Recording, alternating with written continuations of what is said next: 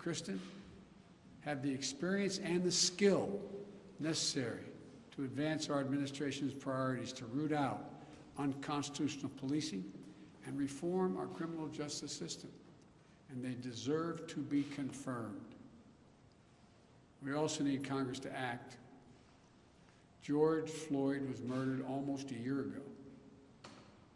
There's meaningful police reform legislation in his name. You just heard the Vice President speak of it. She helped write it. Legislation to tackle systemic misconduct in police departments, to restore trust between law enforcement and the people they're entrusted to serve and protect.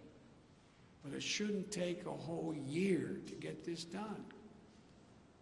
In my conversations with the Floyd family, I spoke with them again today, I assure them we're going to continue to fight for the passage of the George Floyd Justice and Policing Act so I can sign it into law as quickly as possible. There's more to do. Finally, it's the work we do every day to change hearts and minds as well as laws and policies. That's the work we have to do. Only then will full justice and full equality be delivered to all Americans. And that's what I just discussed with the Floyd family. The guilty verdict does not bring back George. But through the family's pain, they're finding purpose. So George's legacy will not be just about his death, but about what we must do in his memory.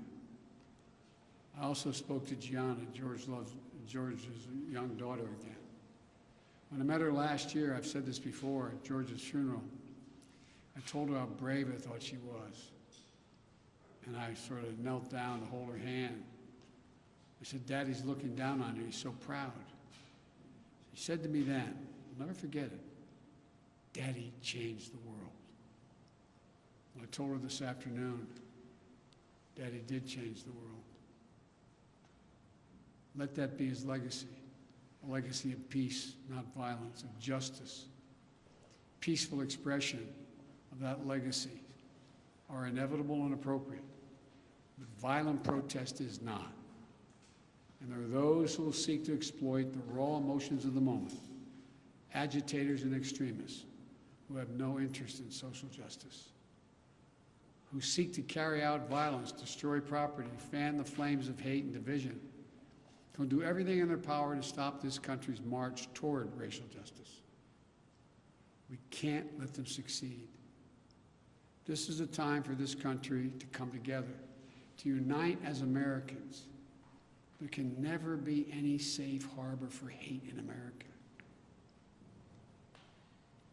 I've said it many times. The battle for soul of this nation has been a constant push and pull for more than 240 years. A tug of war between the American ideal that we're all created equal and the harsh reality that racism has long torn us apart. At our best, the American ideal wins out. So we can't leave this moment or look away thinking our work is done. We have to look at it, we have to look as we did for those 9 minutes and 29 seconds. We have to listen. I can't breathe. I can't breathe. Those are George Floyd's last words. We can't let those words die with him. We have to keep hearing those words. We must not turn away. We can't turn away. We have a chance to begin to change the trajectory in this country. It's my hope and prayer that we live up to the legacy.